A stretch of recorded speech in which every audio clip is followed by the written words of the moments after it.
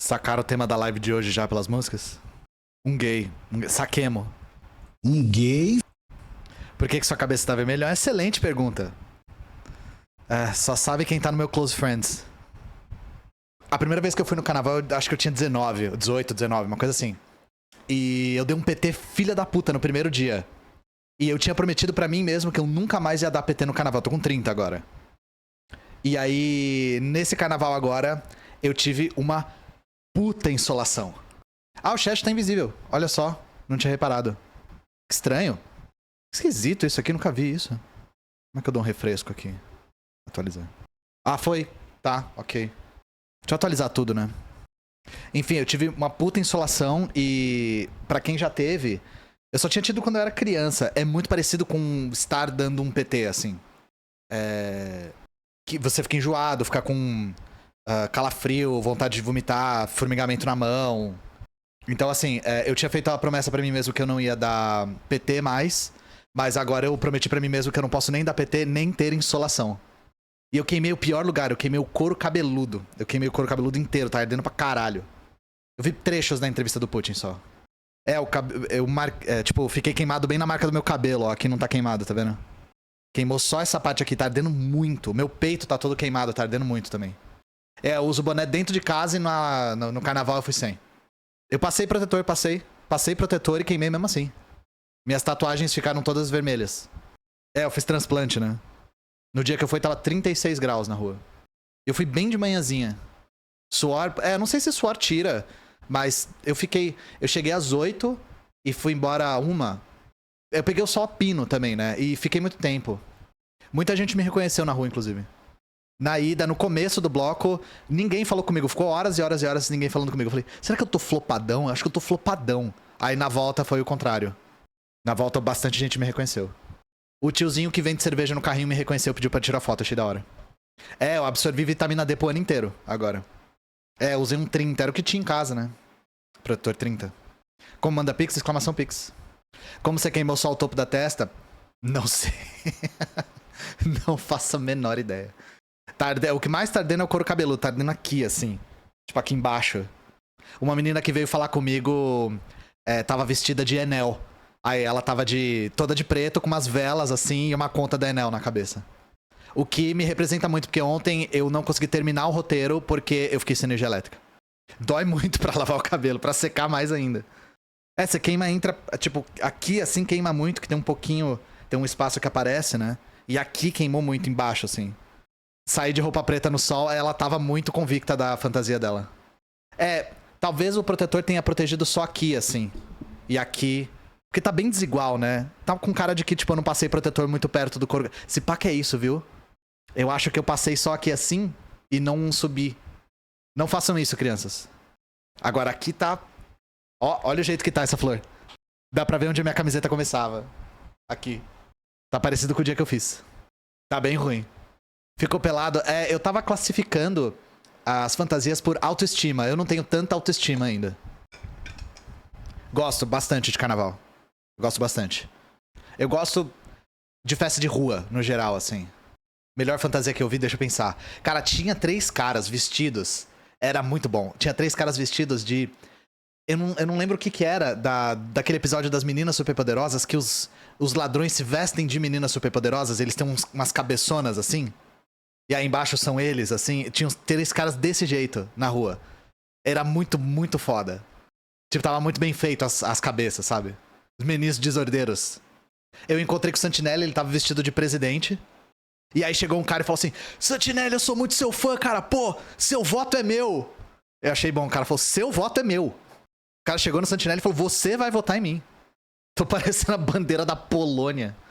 Vamos falar sobre o desfile da Vai Vai. Vai ser o primeiro tema hoje. Se eu tiver meio lento, gente, é porque eu tô com a cabeça fritando, de verdade. Isso aí que vocês estão falando é só quem tava no Close Friends. Previsão pros pôsteres A3? Não sei, vou perguntar pra galera que gerencia a loja. Quando tiver, eu aviso aqui. Eu não fui no bloco Chora e Rebola. O bloco emo, Chora e Rebola. Aqui em São Paulo teve bloco comuna também. O que você acha de esquerda cirandeira? Eu não gosto desse termo, tá?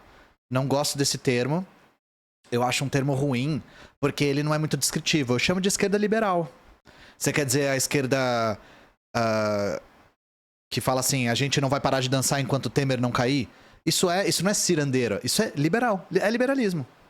É achar que essas ações individuais, isoladas, desorganizadas, vão ter algum impacto na realidade. Então o que eu acho de esquerda cirandeira? Eu chamo de esquerda liberal, e o que eu acho de esquerda liberal eu já falei aqui várias vezes. Deixa eu ver se a tela tá certinha aqui. Tinha colocado o tema da Vai Vai por último, mas eu vou falar dele primeiro, na real. Acho que faz mais sentido. Então, gente, vamos lá? Vocês estão bem? Esquerda cirandeira é um termo vago, eu não acho que ele é descritivo. E ele não aponta pro problema. Esquerda liberal aponta diretamente pro problema. Vamos falar primeiramente fora Temer em todo lugar até ele sair, né? E aí eu pergunto pra vocês, todos esses ativismos liberais tiveram qual impacto no governo Temer? Nenhum. A popularidade dele era muito baixa, legal. Que diferença isso fez? Ele conseguiu aprovar absolutamente tudo que fudeu com a classe trabalhadora. Ele fez a função que ele foi colocado lá pra fazer. Grande coisa. Além de que ciranda é legal. Eu entendo o que quer dizer, que é a esquerda que faz ciranda e acha que isso vai mudar o mundo. Ciranda é revolucionário, sabe? Não renunciarei. Verdade, tá tendo surto de dengue, gente. Então, protejam-se contra a dengue, viu? Aquela coisa toda que a gente via de não deixar água parada, todos esses cuidados, se ter sintoma, não se automedicar. Levem isso a sério, tá? Dengue é uma doença grave. Parece que a gente parou de falar dela um pouco, mas tá tendo surto de dengue, então cuidem. Um cara tava vestido de... tipo de dengue, assim, pra avisar pra galera que tá tendo surto de dengue. Essa foi uma fantasia boa que eu vi no carnaval também. Bom, gente, uma pergunta pra vocês. Vocês gostam de desfile de carnaval? Eu, particularmente, não assisto muito. No carnaval, eu gosto mais da festa de rua. Mas vocês gostam do desfile? Vocês, cariocas, não sei como é que é no Rio de Janeiro, eu sou paulistano, né? Eu assisto todos, não assisto. Vareia. Então, eu descobri hoje que vareia aqui no chat, né? Gosto muito, costumava gostar mais. Esse ano, a gente teve aqui em São Paulo um desfile que chamou bastante atenção, né? Inclusive, foi o que pautou o tema das músicas aqui no começo, que foi o desfile da Vai Vai. E eu acho que vale a pena a gente falar um pouco do que aconteceu nesse desfile. Tem tudo a ver com o tema aqui do canal, né? Mas pra gente discutir um pouco sobre alguns assuntos mais amplos, né? Então, vamos lá. Deixa eu colocar aqui na tela pra ilustrar, caso alguém não tenha visto. Não sei se repercutiu mais aqui em São Paulo. Deixa eu ajustar um pouquinho aqui. Após retratar repressão policial, Vai Vai reage a críticas e lembra altíssima mortalidade da população preta. Escola retratou o choque com chifres em alusão ao Carandiru. Policiais demandam corte de verba e pedido de desculpas. Redação do Brasil de Fato. O tema da Vai Vai foi hip hop. E é um tema que, cara, pra todo mundo que cresceu na periferia de São Paulo, é um tema fantástico. Muito caro, muito importante. Muita gente se viu muito nesse tema, né? Só que aí o que repercutiu mais foi o desespero da direita, né? Por conta da forma como o hip hop foi representado, né?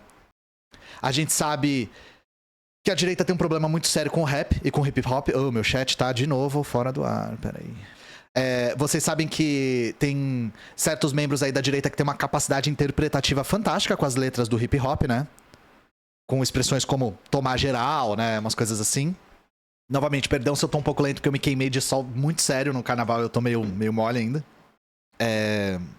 E aí, o que tem, né? Eu vou citar um trecho aqui do enredo, né? Capítulo 4, versículo 3, Da Rua e do Povo, o Hip Hop, um manifesto paulistano, né? Esse era o título do enredo. E eles homenagearam vários ícones do hip hop, né? Talvez o que tenha mais repercutido, pelo menos, talvez na minha bolha, né? Foi isso aqui. Não só o choque sendo representado como o capiroto, que assim, eu acho que militarizar o capiroto é uma ofensa pro capiroto, assim. Mas é só uma opinião minha. Essa imagem aqui repercutiu muito, né? Que é o famoso bandeirante bola gato aqui, todo pichado. E eu não sei se dá pra ver aqui, que a foto não tá muito boa, mas aqui é o brabo, é o galo, pô. O galo aqui no canto tava no carro alegórico. E tinha umas luzes também, como se ele estivesse pegando fogo e tal. Imagino que pro Galo deve ter sido um momento muito foda, assim. Depois de tudo que aconteceu, depois da prisão dele, né? O que ele fez ter virado num enredo sobre hip hop, carro alegórico. Fantástico, né? E o Galo tava lá, os Racionais estavam lá também, com as roupas da Vai Vai e tal. E aí o que aconteceu, né? Com o Choque representado como capiroto, o Bola Gato todo pichado, pegando fogo e tal, o tema de hip hop. Eu acho que a reação da direita era bastante previsível, né? Eu acho que todo mundo vendo isso ao vivo já pensou, vai ter gente da direita que vai se aproveitar muito do que tá acontecendo, né? E dito e feito. E uma das pessoas que mais se aproveitou é um dos maiores aproveitadores da política brasileira, né? Esse aqui eu vou me dar o direito de mostrar, que é o futuro derrotado nas eleições para prefeito de São Paulo, que é o Kim Kataguiri, né? A Vai recheou de bandidolatria o seu desfile no carnaval. Alas demonizando policiais e homenageando bandidos puderam ser vistas na apresentação da agremiação. Boulos não se conteve, participou do desfile e já declarou sua torcida. Surpresa zero, né? Aí eu quero que vocês prestem atenção nessa imagem aqui. Alguma surpresa? Enaltecendo os bandidos, demonizando os policiais. Aqui tem o Boulos, né? Vai, hip hop. Vamos explicar isso aqui, né? 509E. 509E é o nome de um grupo de hip hop muito importante de São Paulo, não digo nem muito famoso, muito importante de São Paulo. E 509E era a cela do Carandiru que o grupo foi formado.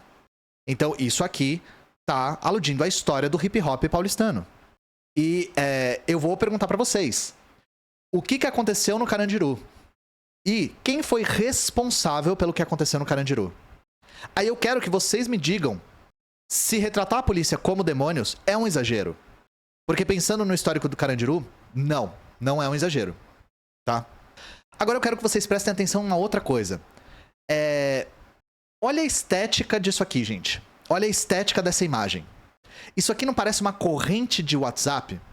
Lá atrás, quando eu comecei o canal, eu fiz uma live só da gente destrinchando o que faz com que uma imagem pareça uma corrente de WhatsApp. Ou corrente de PowerPoint. Então, imagem cortada, mal alinhada, com mistura de fontes, com, sabe, negócio estriônico e tal. Isso aqui é de propósito, tá? O Kim, ele pode ser muita coisa, mas tem uma coisa que ele não é: burro. O Kim Kataguiri não é burro, tá? Isso aqui já é o Kim Kataguiri em campanha para a prefeitura. E ele, repercutindo esse tipo de imagem, ele está fazendo um aceno para as alas conservadoras de São Paulo. E aludindo tanto à estética deles quanto ao discurso deles. Então isso aqui é muito calculado. E é um discurso que vocês veem frequentemente nas páginas da extrema-direita, da direita fascista. O Kim Kataguiri sabe muito bem as bases que ele tem em São Paulo. Muito bem, tá? E, obviamente, ele vai tentar fazer colar toda essa imagem de defensor de bandido, baderneiro, blá blá blá, invasor de terra pro Boulos, porque o Boulos é a maior ameaça. O Boulos tá na frente nas pesquisas, né? A gente teve outras figuras da direita, né? A gente teve uma figura da direita que eu me recuso a falar o nome, falando assim, abre aspas, a Vai passa uma imagem da polícia como demônio. Muito pelo contrário. Os policiais do Choque são verdadeiros anjos de farda. Anjos de farda. Assim, é a primeira vez que eu vejo alguém falar a respeito da polícia como anjos, né? Lúcifer era anjo também. Eu achei que você pensou muito rápido, diga-se de passagem, né? E aí a gente teve 2 deputados do PL, um federal e um estadual, enviando ofício pro Tarcísio e pro Ricardo Nunes, cobrando que eles adotem medidas para punir a escola. E punir como? Deixa eu colocar aqui na tela pra vocês. Eu não tô colocando trechos do desfile, gente, porque eu não quero tomar gancho da Globo. Deputados pedem que Vai seja punida com bloqueio de recursos por críticas à PM. Bloqueio de recursos. O ofício diz o seguinte... um claro sinal de que ofensas contra as instituições e profissionais de segurança não serão toleradas em nosso estado. Gente, isso aqui tem nome. Isso aqui chama censura prévia. E não é engraçado os membros do Partido Liberal, do PL, que falam da liberdade de expressão. Podemos viver sem oxigênio, mas não podemos viver sem liberdade. Surgiu um novo tipo de ladrão, o ladrão de liberdade. Bom, os caras que gritavam ladrão de liberdade pro PT estão querendo fazer censura prévia. Porque o que é liberdade de expressão? Além de meu pau em sua mão. Liberdade de expressão é o que eu quero que seja. E aí eu vou falar uma coisa. Tem certas coisas da direita que eu não entendo. Tá, gente? Não entendo mesmo. E uma das coisas que eu não entendo é como na cabeça de alguém de extrema direita isso é coerente. Claro que exigir coerência da extrema-direita é exigir demais, né? É que nem exigir lógica de um racista. Racismo não é baseado em lógica. Mas assim, Eu fico imaginando a salada de frutas que é a cabeça de uma pessoa que fala de liberdade de expressão irrestrita, que todo mundo tem o direito de se expressar da maneira que quer, como quer, e que não pensa duas vezes antes de tentar cometer censura prévia contra uma escola de samba, gente. Tenho até medo da opinião do nosso presidente sobre a questão do Lula. Eu não quero ver, não. E lembrando, eu não sei se vocês lembram lá do Monarch Day, né, gente? O dia que o Monarch fudeu com o Flow inteiro, a troco de absolutamente nada. Falando nisso, vocês não acham curioso como monarcar virou esse verbo que significa justamente isso? Que é defender uma coisa indefensável a troco de absolutamente nada? Se eu falei que alguém monarcou, é exatamente isso. A pessoa defendeu um absurdo e ganhou absolutamente nada defendendo esse absurdo. Eu quero que vocês lembrem quem tava na mesa no dia, né? Tava a Tabata Amaral e tava o Kim Kataguiri. Dá uma olhada no como o Kim Kataguiri lidou com a situação. Aí é liberdade de expressão, né? O que ele falou naquele dia. É situação de exílio, né? Monarcar é verbo, gente. Monarcar é verbo. E aí eu quero perguntar uma coisa, gente. Notinha de repúdio pra representar o choque como demônio, tudo bem, né? Quantas notas de repúdio a gente viu, por exemplo, a respeito da tortura e do assassinato na Operação Escudo? O próprio tema da escola de samba, a gente viu a polícia se manifestar a respeito do massacre do Carandiru? Aí não tem repúdio, né? Aí são anjos de farda. Mas aí quando eles são criticados, aí não, aí nota de repúdio, aí censura prévia, aí pelo amor de Deus, Ricardo Nunes, Tarcísio, façam alguma coisa, né? Isso sem falar da conivência da polícia militar com o assassinato da Nega Pataxó, que eu falei esses dias, tá? Que a polícia militar da Bahia praticamente fez a segurança dos atiradores. Mas aí não tem. Aí não tem nota de repúdio, não tem nenhum tipo de notinha. Aí foda-se, né? Aí a polícia tá sendo anjo de farda. Faça-me um favor, né? Muito bem colocado. Sabe como é que eu chamo isso aqui, gente? Mimimi. Eu nunca vi tanto mimizento na minha vida. Mas eu quero também salientar uma coisa. Isso aqui do Kim Kataguiri, tá? Não é mimimi. Não tem nada a ver com hipocrisia de liberdade de expressão. Isso aqui é o Kim Kataguiri em campanha eleitoral, tá? Isso aqui é ele fazendo um aceno para a base eleitoral que ele quer mobilizar. Isso aqui é calculado. Até essa estética podre é calculado, gente. Isso é uma coisa que eu quero que vocês prestem atenção, tá? Quem tem chance de ganhar SP? De jeito nenhum. Não, imagina. Mas ele vai tentar, né? Colocar o MBL de volta em pauta, essas coisas assim, né? A eleição é uma grande plataforma. Ele ainda precisa acenar, já não era óbvio de qual base seria. Ele precisa acenar para as pessoas que ainda não o conhecem. Porque a gente não pode esquecer que o MBL tem muita penetração na internet. Eles têm que fazer esse aceno, sobretudo, para as bases que ainda não estão... Gente, a gente subestima o quanto o eleitorado não conhece os candidatos. Aqui em São Paulo era muito comum o Celso Russomano se lançar como prefeito. E sempre no começo ele saía na frente nas pesquisas. Por que ele saía na frente? Porque ele tinha a melhor plataforma? Não, porque as pessoas conheciam ele da televisão. Em pesquisas não estimuladas, o Celso Russomano sempre saía disparado na frente. Porque ele é uma pessoa mais conhecida.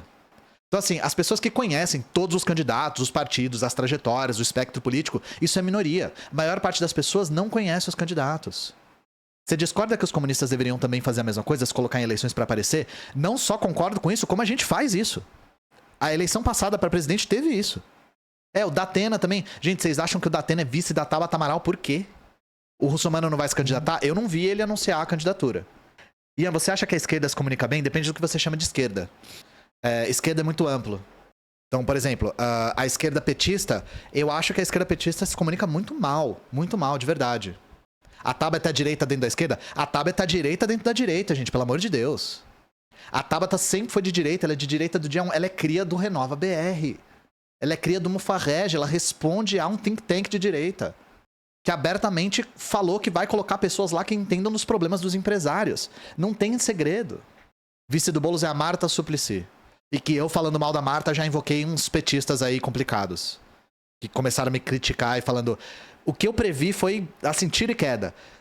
Eu falo mal da Marta, vota no Nunes então. Porque o mundo funciona dessa forma, assim, né? A gente tem que ou aceitar as migalhas ou aceitar na facada, no cu, né? É assim que o mundo funciona. Vocês da Soberana pretendem se manifestar em apoio a algum candidato? Com certeza. A gente sempre apoia os candidatos do nosso espectro.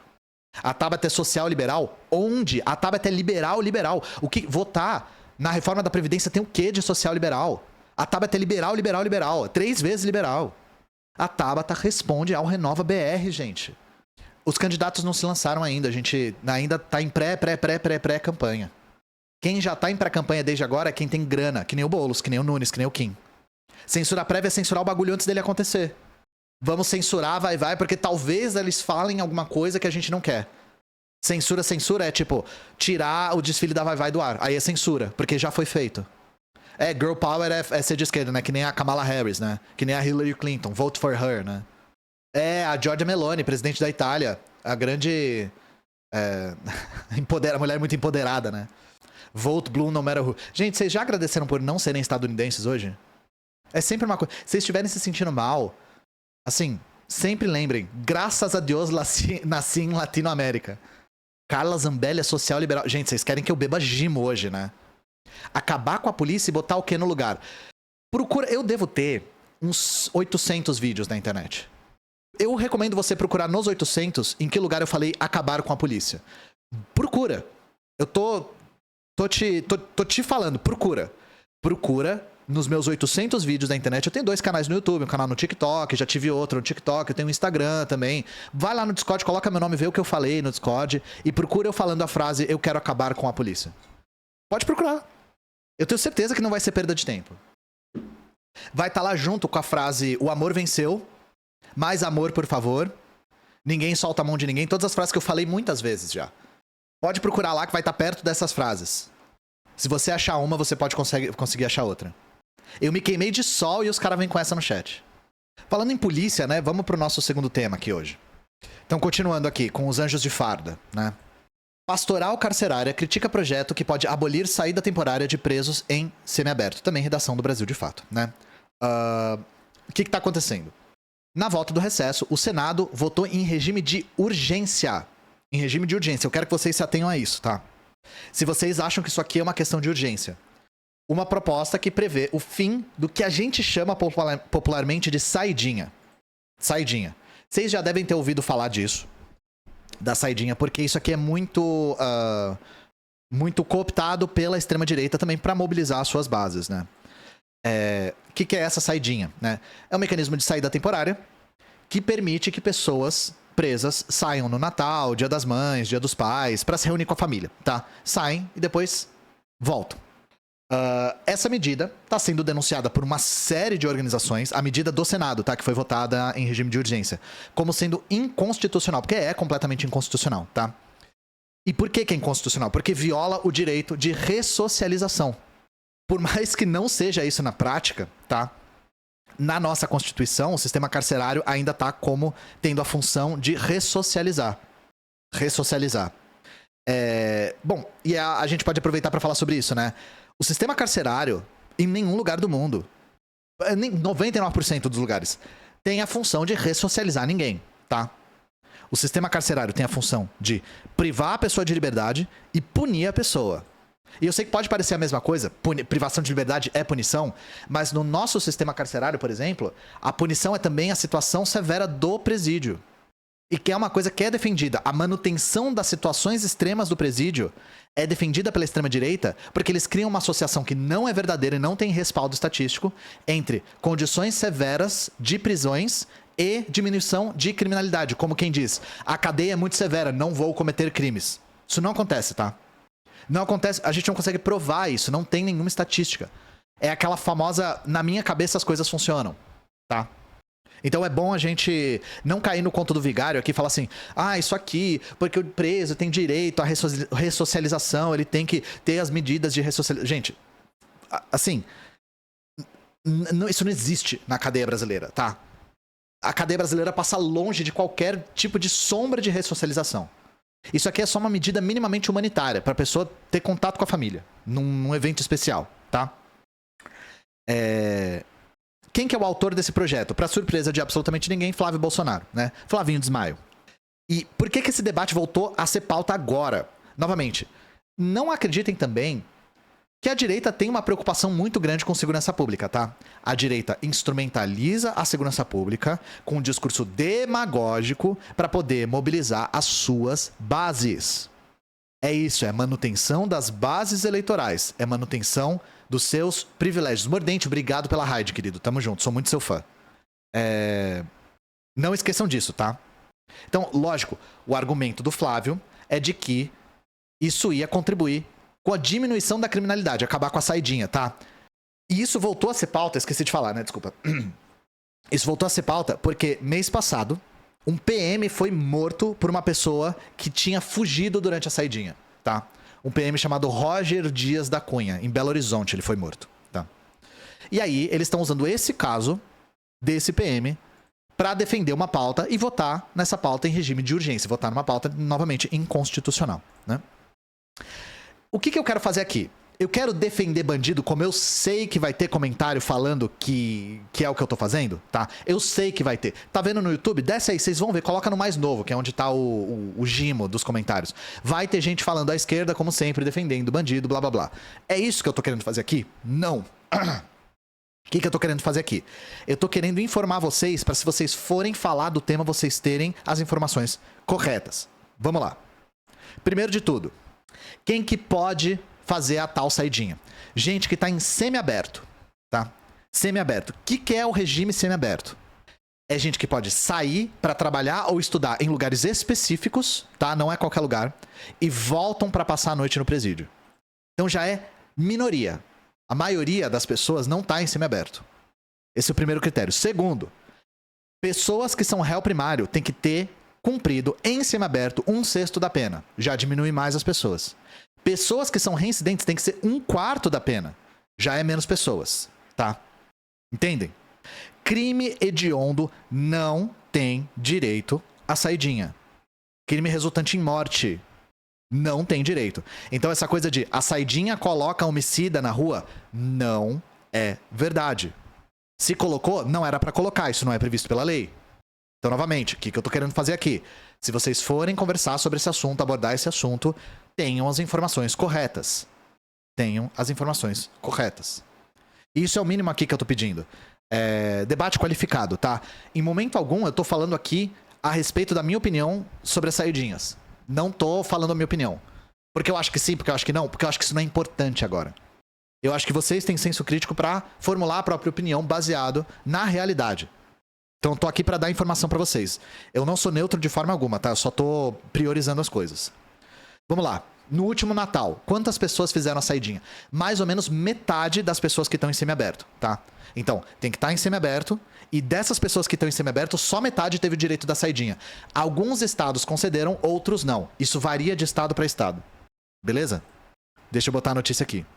Brasil soltou 57 mil presos na saidinha de Natal. Menos de 5% não voltaram pra cadeia. Então, qual que é a questão? Essa coisa de que a saidinha faz com que as pessoas fujam da cadeia em grande escala e cometam mais crimes, isso não é verdade, tá? Isso não é verdade. As pessoas que não voltam pra cadeia depois da saidinha são uma minoria. Imaginem se a chamada fosse mais de 95% das pessoas voltaram às cadeias depois da saidinha. É exatamente isso. A escolha de falar quantos não voltaram não é uma escolha neutra. A manchete atrapalha pra caralho. E eu quero que vocês lembrem que quem volta pra cadeia depois da saidinha volta pra uma situação bastante severa, tá? Bastante severa. Volta pra uma prisão muito precarizada. Muito precarizada. Vamos lá. O que o Rodrigo Pacheco falou? O presidente do Senado, abre aspas. O Congresso promoverá mudanças nas leis, reformulando e até suprimindo direitos que, a pretexto de ressocializar, estão servindo como meio para a prática de mais crimes, fecha aspas. Novamente. Para vocês formularem a opinião de vocês, eu quero que vocês tenham os dados, eu quero que vocês tenham as informações. Nós já sabemos quem pode fazer saidinha e na última saidinha quem não voltou pra cadeia e quantos não voltaram pra cadeia. Tá bom?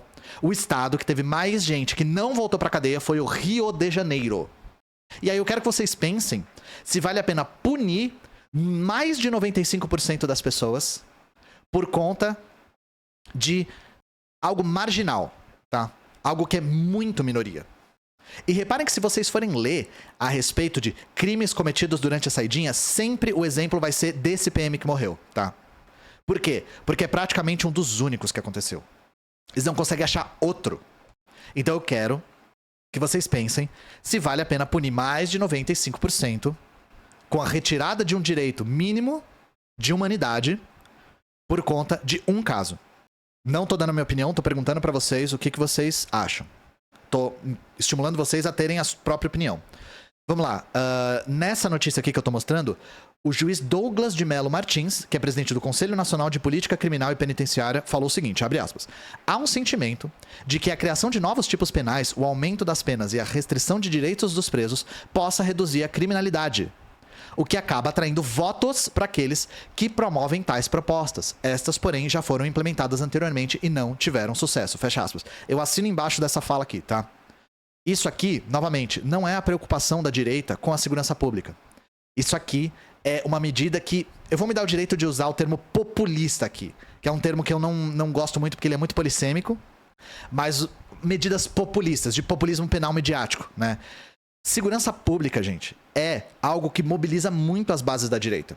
Vocês sabem que isso foi plataforma do Bolsonaro, assim, plataforma prioritária do Bolsonaro. Falando de armamento para segurança e de penas mais severas e castração química para estuprador. A questão é, se a gente vai analisar a realidade, penas mais severas não diminuem a criminalidade. Não diminui.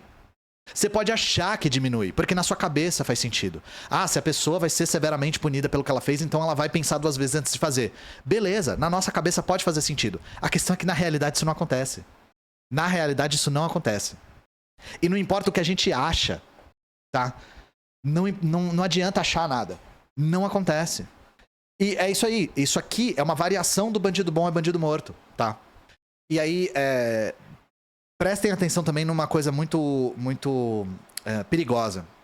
Não só a situação das prisões ser muito severa, a situação, assim, da estrutura das prisões mesmo ser muito severa, é algo que é justificado pela direita como a prisão não é uma colônia de férias, como também essa situação reforça a narrativa de privatização desses presídios.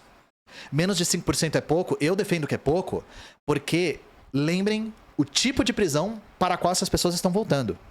Lembrem de qual é a prisão, não é qualquer prisão, é a prisão brasileira, são os campos de concentração brasileiros, tá?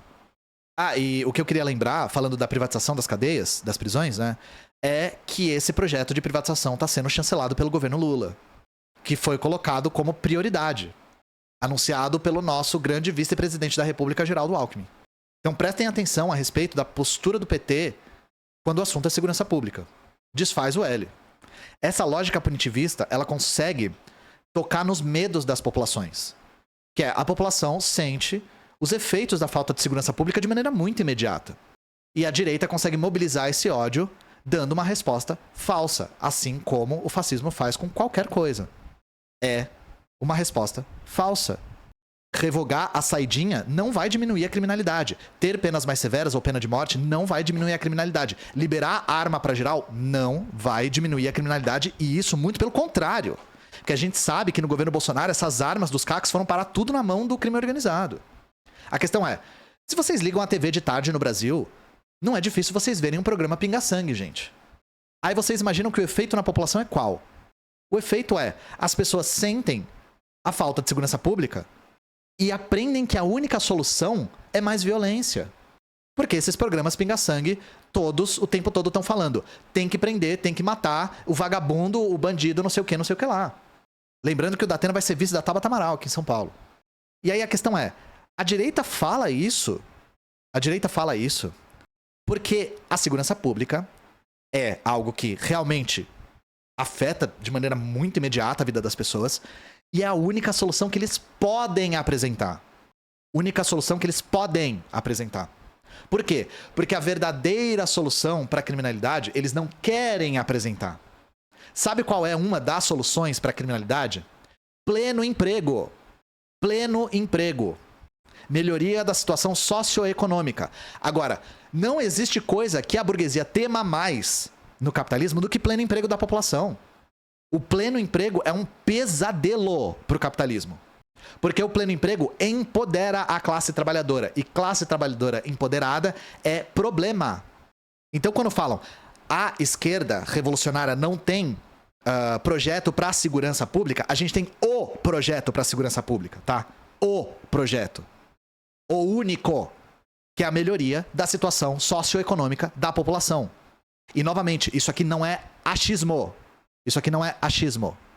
Nenhuma dessas medidas que a direita apresenta diminuíram a criminalidade. Nós temos uma São Paulo governada pela direita desde a década de 90 e essas medidas não conseguem alterar a situação. E aí vai ter gente que vai falar que, sim, mas a criminalidade, os assassinatos em São Paulo caíram muito depois da década de 90. Então, caíram por quê? O que aconteceu nos anos 2000 que foi tão diferente que talvez, assim, na cabeça de vocês pode ter melhorado um pouco a situação? Eu quero que vocês chutem, chat. A diferença entre a década de 90 e a década de 2000. O que aconteceu entre esses 2 anos que talvez possa ter mudado aí a situação da criminalidade em São Paulo? A melhoria da condição socioeconômica da população. Eu não quero que vocês esqueçam que durante a década de 90, depois do Plano Real, o desemprego no Brasil bateu 2 dígitos. Nós tivemos um recorde de desemprego no Brasil que foi bizarro. O Brasil ganhou penta, foi isso. Eu já falei, que eu tive que apagar o vídeo, mas essa tese, é interessante você ter falado isso. Muita gente falou crime organizado ou PCC. Quando eu fiz o meu vídeo sobre o PCC que eu tive que tirar do ar, eu falei um pouco sobre a tese do PCC. Que é a tese de que foi o crime organizado que fez com que o número de assassinatos na cidade e no estado de São Paulo diminuísse. Essa tese não é verificável. Mas também ela não é não verificável, tá? O texto que eu li, que contesta essa tese, pega as fontes, a difusão e a popularização dessa tese, que foi por volta de 2009, e tenta checar qual foi o método de pesquisa que desembocou nessa tese. E é um método de pesquisa muito frágil. Que é um método meio que o cara era um pesquisador estadunidense, se eu não me engano. Eu não consigo me lembrar muito bem de quem era. E ele fez um trabalho de campo nas periferias de São Paulo, meio que perguntando para as pessoas. Então não tem rigor estatístico. É meio que uma sensação que as pessoas tiveram. Que tipo, desde que surgiu o PCC, eles têm aqueles tribunais do PCC e tal. E o crime organizado virou monopólio, então tem menos disputa de facção. Mas aí a conclusão do texto que eu li é... Pode ser que sim e pode ser que não. O foda é comprovar isso. Porque é muito difícil isolar. É muito difícil fazer uma espécie de ensaio clínico controlado por placebo do efeito que o PCC teve nos lugares que ele entrou, sabe? Outra coisa. A criminalidade e os assassinatos diminuíram também em lugares que o PCC não tava. Então, a correlação mais, assim, provável é a melhoria da condição socioeconômica da população nos anos 2000. Que o Brasil tava em crescimento. Parece o Bolsonaro falando, nem que tem, nem que não tem. Não tem que tem, mas também não tem que não tem. Não, essa é... O cara... Porque daria pra ele, por exemplo, comprovar que não tem. Ele falou, não consegui comprovar que não tem. Não estudei o caso do Bukele, gente. Teve isso também. Nós tivemos a política do desarmamento, bem lembrado. A política do desarmamento. A gente teve a melhoria da condição socioeconômica da população brasileira. A gente... essa melhoria não é verificável? Não é não, né? Beleza. Eu sei que eu tô ríspido hoje, mas assim... Gente, desculpa. A melhoria é absolutamente verificável, tá? A gente teve realmente uma melhoria... um engrossamento das classes médias depois dos anos 2000 e 2010. Nós tivemos a política de desarmamento, a melhoria da condição socioeconômica da classe trabalhadora. Nós tivemos a melhoria do aparato de inteligência da polícia, também. Que é de policiamento preventivo. E aí, em último lugar, a gente teve o fator monopólio do PCC em São Paulo. Matéria absolutamente tendenciosa. Vocês querem ver matéria tendenciosa? Eu tinha separado isso só pra mostrar como exemplo, ó. Eu coloquei uma vírgula aqui sem querer na hora que foi dar. Saidinha de Dia dos Pais colocará na rua milhares de presos. Bancada da bala quer fim do benefício. Bom, existem jeitos e jeitos de fazer uma chamada, né? Colocará na rua milhares de presos. Isso aqui é o Estadão. Aí vocês entendem como que a mídia burguesa... Perdão, a mídia burguesa e o populismo penal midiático e a extrema-direita se unem. A população fica com medo, é ensinada que a única solução é mais violência, e aí vem a direita apresentando a panaceia. Mais polícia, mais pena de morte, mais armamento para a população. Nada disso é verificável. Nada disso consegue demonstrar eficácia na redução da criminalidade. O PCC tem regulamento para definir penas de tribunal? Até onde eu pesquisei tem, mas é um regulamento que muda pra caralho. Isso que eu fui muito criticado quando eu fiz o meu vídeo. É uma forma de organização muito móvel e pouco acessível. Daqui a pouco vão querer o fim do semiaberto. É lógico que querem o fim do semiaberto. Eu disse que a hipótese da diminuição da criminalidade devido à melhoria não é verificável. É muito mais correlato do que o PCC. Porque, novamente, a criminalidade caiu em vários lugares, inclusive lugares nos quais o PCC não está.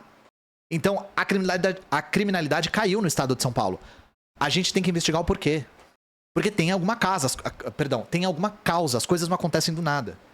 E o fator comum que esses lugares têm, que todos os lugares têm, é o aumento da empregabilidade. Já falei da privatização dos presídios. Todos os dados que corroboram com o seu argumento é verificável e comprovável, enquanto os que não corroboram não são verificáveis. Sim, porque eu baseio meu argumento em evidência. Eu não sei se você tá me criticando, mas sim, é porque meu argumento parte da evidência e não o contrário. Eu não argumento primeiro e depois vou buscar as evidências. E sensação. Eu tô com a sensação de que hoje tá frio. Não significa que esteja, né? Eu posso deixar... Quando eu publicar esse vídeo no YouTube, eu coloco as fontes que eu li aqui na descrição. Aí vocês contestem as fontes. Trabalho é obrigatório dentro dos presídios? Nunca entendi isso. Não é que ele é obrigatório. Alguns presídios têm regimes de trabalho. E é um trabalho que você não pode rescindir um contrato. Então, sim, na prática é obrigatório. Não tá escrito dessa forma. Tem uma legislação específica a respeito de como é o trabalho nos presídios. Então, o salário é abaixo do mínimo, não tem direito a FGTS, é um trabalho bem precário, assim. E isso que é muito perigoso com o projeto de privatização dos presídios. Porque isso abre espaço para trabalho escravo, né, gente? Você ficou com medo do PCC, por isso você deletou o vídeo? Não, é porque eu tava falando coisa errada. Minha intenção aqui é informar. Pra que eu vou ter um vídeo que não informa? A lei anticrime sancionada em dezembro de 2019 acaba com a saída temporária de presos que cometem crimes hediondos com a morte da vítima. A medida, porém, só será aplicada a crimes cometidos após o texto entrar em vigor a partir de 26 de janeiro. Sim, porra, foi o que eu falei. Quem cometeu crime hediondo não pode cometer saidinha. É isso que eu falei, caralho, no começo. Não entendi seu ponto. Beleza, parabéns, né? Ele tá dizendo que a lei foi aplicada em 2019. Tá bom. Onde eu disse que não foi? Onde eu disse que sempre teve? Malditos comunistas e as suas fontes, né? Tá usando fonte, né? Essa hora... Mano, 4 da tarde o cara tá usando fonte. É foda, né? Esses noia. Puta que... Eu não vou nem responder teu comentário. O seu animal, saidinha e semi-aberto são coisas diferentes, tá? Deixa quieto. Eu tô cansado desse tema já. Gente, vocês sabem que eu... Vocês sabem que eu divulgo canais que eu gostaria que vocês seguissem, né? E eu tenho separado isso todas as lives pra vocês seguirem. Eu sei que a maior parte dos canais que eu coloco aqui são do TikTok, porque o TikTok é um lugar que aparece muito criador novo e o TikTok é muito democrático. Porque o TikTok é uma plataforma que, sobretudo, é de conteúdo criado por celulares. Não é muito acessível criar conteúdo tipo live ou YouTube com celulares, né? Então... Não é surpresa que a maior parte, a maior variedade, inclusive, diversidade de assuntos, de temas, seja para conteúdos criados por celulares.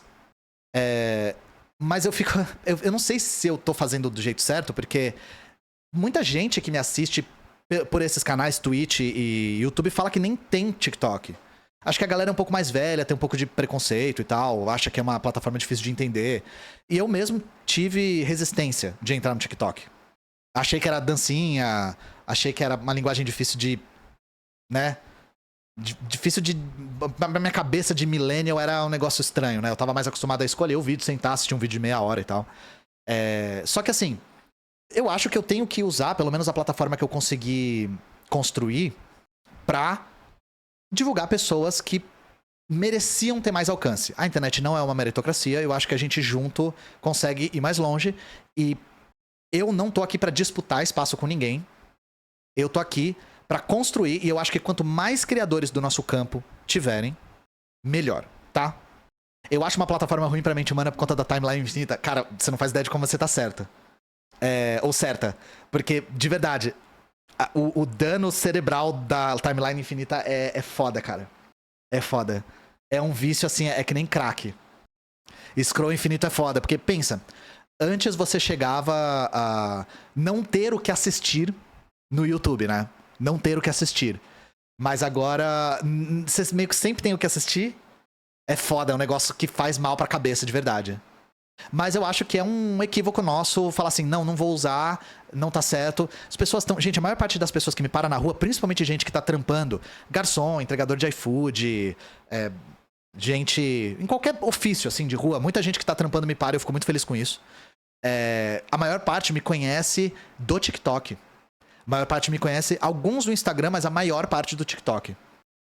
Então, seria um equívoco da minha parte negligenciar essas redes meio que por um princípio, né? O princípio de não usar uma rede que eu não entendo ou achar que ela é tóxica, né? Vai ter que ter rehab de rede social. Eu sinto que vídeos curtos como o TikTok só passam mensagem superficial. Então, o meu algoritmo tem muita gente boa, né? E agora o TikTok tá tendo que disputar com o YouTube. Porque tem um problema, gente. Redes muito curtinhas, tipo Vine, lembra do Vine? Sempre tiveram um problema muito sério pra conseguir fazer a rede ser rentável. É muito difícil você remunerar os criadores com redes muito curtas, de formatos curtos. Então o TikTok, para ter sobrevida nas redes, para disputar com a Amazon, para disputar com a Meta, com a Google, ele tá querendo forçar, não que ele quer, mas que ele precisa, um formato horizontal e mais longo. Por isso que vocês têm visto aqueles vídeos horizontais, que você tem que clicar para ele virar no TikTok, se vocês usam TikTok, né? Então, essa coisa dos vídeos serem, digamos assim, dos vídeos serem superficiais, curto, vídeo de 6 segundos e tal, essas coisas assim, o TikTok não tá conseguindo fazer esse formato ser rentável para remunerar os criadores, porque eu não sei se vocês lembram, mas até pouco tempo atrás, o TikTok não tinha remuneração. Agora que tem, eles não estão conseguindo fazer isso ser rentável. Então eles estão tentando forçar um formato de vídeos longos. Eles estão proporcionando vídeos, eles estão botando pra frente, né? Impulsionando, essa é a palavra que eu queria. Eles estão impulsionando vídeos horizontais, vídeos com mais de 1 minuto, vídeos originais. Parece, né, que essa era da dancinha com uma música em 6 segundos não vai mais ter tanta sobrevida. Bom, dito isso, vamos ver o vídeo do camarada aqui. Um camarada que eu sigo há muito tempo. E acho que é pertinente hoje a gente divulgar ele. Eu gostaria muito de não entrar na minha conta. Muito, assim. Tipo, você não faz ideia de como eu gostaria de não continuar como convidado. Isso, obrigado, eu sou um convidado. A Liberdade é um filme necessário. Necessário. Eu não consigo até hoje entender. Isso é um desabafo meu no canal Nerd, que eu não deveria estar fazendo, ok? Mas eu não consigo entender como alguém sugere que não vale a pena ver um filme desse. Por isso que eu acho, esse filme, ele tem que atingir você. Porque é uma coisa real que acontece hoje, que ninguém quer que aconteça. Pois é, Peter, eu também tô me perguntando por que você tá defendendo esse filme. Além do Peter do Ei Nerd, bolsonaristas e fanáticos religiosos, por coincidência, também estão defendendo esse filme. Pra vocês terem uma ideia, tem a Associação da Polícia Federal distribuindo ingresso e tem policial com farda em Santa Catarina indo assistir o filme. Agora, vocês querem saber porque boa parte dessa turma tá apoiando esse filme? O filme pretende retratar um cara, um branco, que vem aqui salvar as crianças latino-americanas de um esquema de abuso sexual. Aí você pode pensar, pô, que bacana, né, o filme? Tenta conscientizar. Então, eles associam esse esquema sem nenhum tipo de prova a pessoas de esquerda. Além disso, o cara que teve a sua história inspirada para fazer o filme tá sendo acusado de abuso por um grupo de mulheres. E só para acabar aqui com as sequências de coincidências, um dos financiadores do filme foi preso por sequestro de crianças. Eu tô aqui me perguntando, será que o cara que financiou o filme e o cara que teve a sua história inspirada, será que ele é de esquerda ou será que ele é de direita, de extrema direita? É isso aí, sigam o camarada Vini Assis. Recomendo bastante o canal dele. É estritamente política. É um camarada mineiro. E eu coloquei esse vídeo porque eu fiquei devendo pra vocês comentar sobre esse filme. Que é esse filme O Som da Liberdade, o filme de extrema-direita, né? Que tem negócio, teoria conspiratória maluca do caralho. Cruzeirense, coitado. Eu vou dar uma pausa pra colocar água na garrafa, gente. E aí a gente volta. Qual que é a próxima pauta aqui? Essa vocês vão gostar. Essa aqui, ó. Eu já quero pedir F no chat pra Duda, porque a Duda escrever esse roteiro aqui, caso vocês não saibam, eu tenho uma roteirista, né? Que é a Duda. Esse roteiro aqui acabou com a sanidade dela. Então, e sigam ela nas redes, inclusive, exclamação Duda aí. Ela é internacionalista, cria conteúdo também, sobretudo nas redes verticais, como eu falei, é a que mais tem diversidade. E vocês vão ver, quando eu voltar, só preciso colocar água nas garrafas e já volto. Quando eu voltar, vocês vão ver qual é a pira desse tema, porque puta que pariu, assim. Levantemos. Nossa, tá muito quente. Ai, meu Deus. Não vi essa fuga no Rio Grande do Norte. Tava tendo, não há muito tempo, se minha memória não me falha, tava tendo uma série de motins nos presídios do Rio Grande do Norte, há uns anos atrás, não é? Capa Vermelha, obrigado pela raid, querido. Eu tô viajando. Teve, não teve? Eu não tô viajando. Imagino que deve ter a ver com isso. Eu não consigo lembrar as causas, nem o contexto e tal. Teve, né? Eu não... Nossa, tem um maluco chamado Hamas no chat. Relacionar os negros com a criminalidade é uma das táticas da direita. Eu nunca vi isso de maneira explícita no Brasil. De maneira implícita eu já vi. Nos Estados Unidos, grupos de supremacia branca falam isso de maneira direta. Eles falam: a taxa de criminalidade é desproporcional entre a população negra e isso tem a ver com a cultura negra, que é uma cultura de violência, um negócio direto, bem direto, assim. Aqui no Brasil, hoje em dia, tô falando, né? No passado já. Hoje em dia, eu nunca vi alguém fazer essa associação de forma direta. É sempre nas entrelinhas, assim. A criminalidade tem a ver com o caráter. Só dizer que a criminalidade tem a ver com caráter já é racismo. Assim, direto. É o black on black violence. Nos Estados Unidos eles são muito mais explícitos a respeito disso. A respeito de que eles acham sim que a cultura negra é uma tese espúria, né? É o que causa a maior parte da violência. Porque, ó, pensem assim, a maior parte da população encarcerada no Brasil é negra, né? Se a criminalidade é causada pela índole pessoal, logo, completem. Essa é a tese dos racistas, tá? Algum filho da puta vai cortar isso pra achar que eu corroboro com essa idiotice. Já pegaram um trecho de eu explicando o que é fascismo pra falar que eu estava dizendo que eu acho aquilo, sabe? O Nina Rodrigues tinha essa tese de maneira explícita. O Nina Rodrigues tinha a tese de que o negro tá numa escala evolutiva inferior e ele pensa que nem uma criança, então ele não pode ser julgado que nem um adulto, sabe? Isso no século XX. Pensa. Quem vai preso é porque tem a má índole, falta de caráter, tem a ver com as escolhas pessoais e tal. Aí, vocês entendem onde isso quer chegar? Tem uma parte do Petri que eu tô explicando a respeito de como é a lógica nazista, e aí cortaram o começo. Mas assim, isso não me incomoda porque, gente, não tem o que fazer, tá? Os caras fizeram deepfake com voz de minha vendendo o jogo do Tigrinho. Não tem o que fazer, não posso fazer nada. Vou continuar fazendo meu trabalho, vocês que me assistem sabem o que eu acho. Não, eu sei que é meme, mas... Eu sei que é meme, mas eu tô dando um exemplo do que dá pra fazer, sabe? Porque minha testa tá vermelha porque eu me queimei no carnaval. Era Subway, eu falei do Tigrinho, Subway, eu nem sei essas coisas. Esses jogos de suga dinheiro de celular eu não tô ligado, sabe? Você se arrepende de ir no Petri? Olha, eu já me arrependi no passado, mas muita gente diz que conheceu meu canal por causa daquele podcast. Então acho que é mais uma sensação do que algo que realmente me prejudicou. Tinha uma questão. Você só podia comentar no chat do Petri ao vivo se você seguia ele há 5 meses. Então o chat era só o público dele. E foi a primeira vez... Eu tava muito inexperiente, tava muito verde ainda na época. Foi a primeira vez que eu fui muito xingado. Muito xingado. Aí claro, né? Ninguém te prepara pra isso. Você não faz um treinamento de verão pra ser xingado em massa na internet, né? Então eu já cheguei a dizer que eu me arrependo, sim, por conta de como eu fui tratado pelo público dele. Mas hoje em dia, com a quantidade de pessoas que dizem que chegaram no meu canal por conta disso, na verdade, acho que valeu a pena ao longo prazo, né? Hoje em dia eu nem penso muito mais sobre isso. Você sabia isso do chat antes do podcast? Não sabia. Não fazia a menor ideia. Você pretende ir mais podcasts? Mês que vem eu já vou em um, já tô marcado. A minha ida no Inteligência Limitada, os comentários estão bem ok, estão bem equilibrados. Tem 1 milhão já o vídeo. Pode falar qual? O Ben Yur. Eu fui convidado pro Ben Yur. É um podcast mais de comédia, assim, então eu me sinto mais confortável de ir agora. É o do Bento, Quando vai no Podpah, quando eles me convidarem. Eu iria no Tio. Eu iria com o Tio em todos os podcasts. É que o Tio mora longe, né? Longe de mim, né? Bom, vamos lá. Eu tinha antecipado pra vocês que esse próximo tema foi um martírio pra Duda. Vamos explicar o porquê, né? Gente, nós tivemos aí um evento político na Latinoamérica bastante interessante. O ex-presidente do Chile, Sebastián Piñera, morreu num acidente de helicóptero. Então aí, camarada helicóptero levou o Piñera de base. E esse helicóptero foi camarada mesmo, porque só o Piñera morreu no acidente. Todo mundo sobreviveu, menos ele. Galera da direita já tá falando que ele se sacrificou pelos outros e tal, mas enfim, né? E talvez aqui no Brasil a trajetória do Piñera não seja tão conhecida. Então a gente vai falar disso e, assim, vocês não estão ligados no buraco que a gente vai entrar agora. Porque o Piñera não foi só ex-presidente do Chile, o Piñera é burguês. E é um exemplo perfeito, vai ser um puta estudo de caso isso aqui, a respeito de como a burguesia opera no capitalismo. Principalmente no capitalismo neoliberal do Chile. Não jeitos que nenhum de nós nunca vai morrer. Helicóptero, jatinho da Taylor Swift, submarino. Jeitos que... Esse chat inteiro, nenhum aqui vai morrer desses jeitos que a burguesia morre, tá?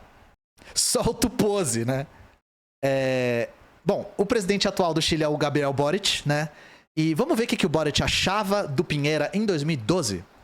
O espanhol dele é um pouco difícil, mas vai dar pra entender algumas coisas aqui. Se o Instagram quiser. Aí. El 4 de agosto del 2011, en donde el gobierno del presidente Piñera mostró su lado más oscuro, su lado más represivo, su lado más violento, y la ciudadanía, el pueblo de Chile mostró su lado más claro, su lado más lúcido. Cuando fuimos reprimidos, cuando no nos dejaron cruzar la Alameda, cuando no nos dejaban juntarnos más de 5 personas, igual salimos a las calles sin permiso y le demostramos al gobierno de Chile que la ciudadanía estaba con nosotros. Los cacerolazos que se escucharon esa noche fueron un gesto de movimiento inigualable para el movimiento estudiantil. O Boric basicamente dizendo que o Pinheira é um repressor, que tinha uma lei que estava tentando ser aprovada que pessoas... É uma coisa bem parecida com o que o Milei tentou fazer, né? Mais de 5 pessoas aglomeradas já era considerado uma manifestação e tinha que ter aprovação. Isso é um clássico, tá? De repressão política, repressão de manifestação. E isso aqui é o Boric durante uma manifestação. Agora, o Boric como presidente, né? Deixa eu traduzir aqui. Não, ele não tá deixando eu traduzir. Bom, Boric recorda Pinheira como um democrata que contribuiu para construir grandes acordos pelo bem... Foda, né, gente? Pelo bem da pátria. Aí, naquele vídeo do Instagram, tinha um cara falando assim: o Boric agora é um político, ele precisa ter a postura adequada de um homem de Estado. Que tal não falar nada? Que tal só ficar quietinho? Que tal o silêncio? E se você ainda tá achando que o Boric podia ter mudado de opinião, ou que talvez ele estivesse exagerando em 2012, vamos falar um pouco do Pinheira? Vamos falar do Pinheira? Vamos falar? Quem que era o Pinheira? Primeiro, Pinheira é herdeiro, pra surpresa de ninguém, né? Pinheira é herdeiro, e herdeiro de uma das maiores fortunas do Chile. Uma das maiores do país, tá? E o cara... Assim, eu cogitei chamar esse bloco de Ninguém Tá Puro. Porque não teve um momento na vida desse cara que ele não tava envolvido em trambique. E a recompensa dele por ser trambiqueiro foi ser presidente 2 vezes. Foi 2 vezes, né? Eu não tô errado. Ser presidente 2 vezes. É 2 vezes? Me corrijam se eu estiver errado. Esqueci, deu branco agora. Foi 2 vezes, obrigado. Aqui a gente separou algumas pra... Meu monitor desligou, peraí. A gente separou alguns trambiques dele pra destrinchar. E assim... Só esses alguns trambiques já vai ser coisa pra caramba. Então vamos lá, a gente começa em 1982. O que tava acontecendo em 82 no Chile, gente? Década de 80, assim, como é que tava o Chile? Vocês assistiram meu vídeo sobre o Pinochet, vocês sabem o que tava acontecendo. 82 a gente tava em plena ditadura Pinochet. Não só isso, em plena privatização de serviços públicos. A grande onda de privatização de serviços públicos veio na década de 80. Onde é que estava o Pinheira? Bom, o Pinheira era gerente geral de um banco chamado Banco de Talca, um banco do século XIX do Chile. Esse banco, né, estava sendo acusado de ser envolvido com um esquema. O Pinheira, né, estava sendo acusado de estar envolvido num esquema de concessão de empréstimos milionários para empresas que não existiam. Empréstimos para empresas fantasma. O cara ficou 24 dias desaparecido. Porque quem não deve, não teme, né? O Pinheira sumiu por 24 dias depois dessa acusação. Porque o que era isso na prática, né? Era um empréstimo que mascarava roubo, né, gente? E foi isso que fez o banco falir, inclusive. Esses empréstimos fantasmas foi o que quebrou o banco, né? E eu só queria lembrar pra todos vocês que a galera adora dizer que não existia corrupção no governo Pinochet, tá? Só que depois de 24 dias... Como é de praxe de governos como o governo do Pinochet, o Pinheira foi absolvido e deixou de ser fugitivo. Aí, nada acontece vinho chileno. Qual que é a comida chilena aí pra falar? Nada acontece vinho chileno. Foi isso que aconteceu, né? Aí a gente passa pra década de 90. Na década de 90, a ditadura do Pinochet chegou ao fim, né? E o Chile, por muito tempo, foi vendido, ainda né, entre a extrema-direita, vendido como exemplo de um país que prova que o neoliberalismo é muito eficiente e tal. O que a gente não fala, né? O que eles não falam? Eu falo bastante. O que eles não falam quando eles falam desse sucesso? É que na década de 90 teve uma onda de falências de empresas. E falências de empresas grandes, não é pequenas empresas. Não foi a pequena burguesia que foi quebrando. E aí, onde é que o Pinheira entra nessa história? E, gente, juro por Deus, isso aqui eu até... Sabe quando o trambique é tão trambiqueiro que você não fica nem puto? Lembra quando o Trump enterrou a ex-esposa num campo de golfe pra não pagar imposto, pra falar que o campo de golfe era um cemitério? Isso aqui é desse nível, tá? É um negócio que você nem fica puto, você olha e fala, caralho, mano. Se o cara usasse essa inteligência pra, sei lá, resolver a fome, curar o câncer, mas isso aí já tinha passado. Talvez eu fale o que aconteceu aqui e todo mundo fale, isso aí é um método tradicional. Eu não conhecia e achei um trambique muito elaborado, tá? O que o Pinheiro fazia? Ele e vários outros, né? Pinheiro, pioneiro dos empresários zumbis. Isso aqui é uma matéria falando do lançamento de um livro sobre empresários zumbis, né? Qual que era a tática? Comprar a empresa que tinha falido. Várias faliram nessa época, tá? Não só empresas que tinham falido, mas que tinham sido objeto de acordo preventivo. Na década de 80 e 90, que foi a grande onda de falências, né? Eles compravam essas empresas e os especialistas, eles chamam essas empresas de conchas, no sentido de empresa que não tem nada dentro. Porque é uma empresa que era só um nome jurídico, um CNPJ, né? Falando em português. Eles não tinham nada dentro, era só um nome, né? Por que diabos alguém ia querer comprar uma empresa quebrada, que não tinha nada? O que acontece? Esses empresários declaravam perante a Receita perda de lucros e eles conseguiam não pagar os impostos. Porque quando uma empresa vai à falência, o imposto é perdoado. Perdão. Quando uma empresa vai à falência, o imposto é perdoado. Então, pega a porra do esquema, tá? O empresário zumbi é isso. O cara compra uma empresa que quebrou, fala que a empresa dele quebrou pra não pagar imposto, porque quando a empresa quebra, os impostos são perdoados. Pegou a porra do esquema? É trambique, saca a visão. É trambique de altíssimo nível. Os caras faziam uma evasão fiscal fuderosa com esse esquema. Como o Pinheira se tornou uma das pessoas mais ricas do Chile? Com esse esquema. Stonks. O Pinheira fica muito rico com esse esquema das empresas fantasmas. Aí, ó. Trump teria enterrado a ex-esposa em campo de golfe pra não pagar imposto. Aí a notícia. Não tô brincando, tá? Então, assim, foi o que eu falei. É um esquema, talvez. Aí vai aparecer alguém falando, isso aí é super comum, se fez no mundo todo. Eu nunca tinha ouvido falar disso. Eu não sou um burguês trambiqueiro, então eu não tô muito versado em trambique de burguês. Acho que a empresa que o trampo faz isso. Caralho, eu fiz todo mundo pegar a porra do esquema agora, né? Urubu do Pix pra caralho. O Pinheiro é o urubu do Pix, mano. Lembrando que o Boric acha esse cara um grande democrata, tá? Fez grandes acordos pro Chile. Aí, vamos lá, vamos pros anos 2000. Vocês estão cansados, gente? Porque, assim, a gente tá falando de alguns só, né? Vamos pros anos 2000. O Pinheiro é rico. Vocês sabem que o Pinheiro é rico, né? Vocês já entenderam que ele é rico. Ele ficou rico sendo herdeiro. Ele ficou rico dando golpe em banco, roubando dinheiro do banco, em esquema, e sendo perdoado pela ditadura Pinochet. Ele ficou rico comprando empresa fantasma pra sonegar imposto. Vocês sabiam que o Pinheiro é acionista majoritário da Latam? Sabe a Latam? Empresa aérea? Aqui, ó, 3 graves casos de corrupção em que a Latam... que envolvem a Latam na história recente.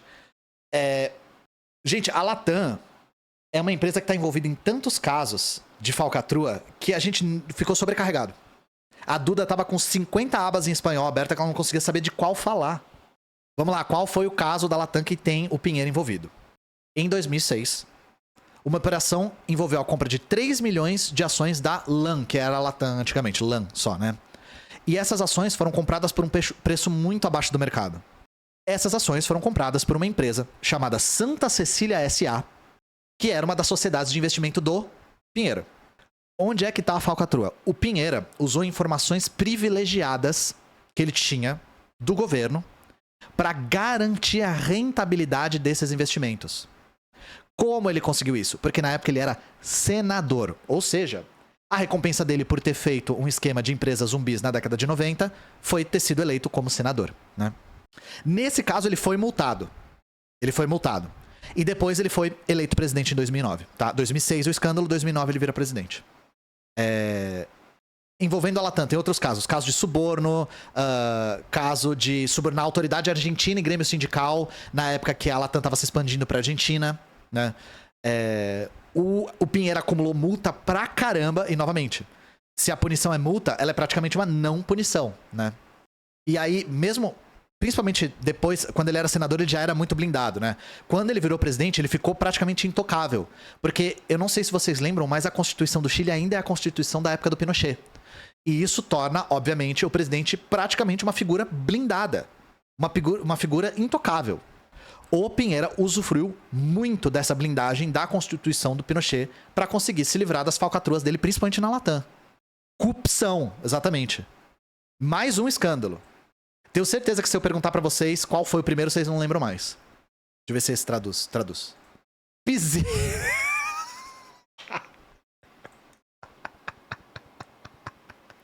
O tradutor traduziu Pinheira pra piseira.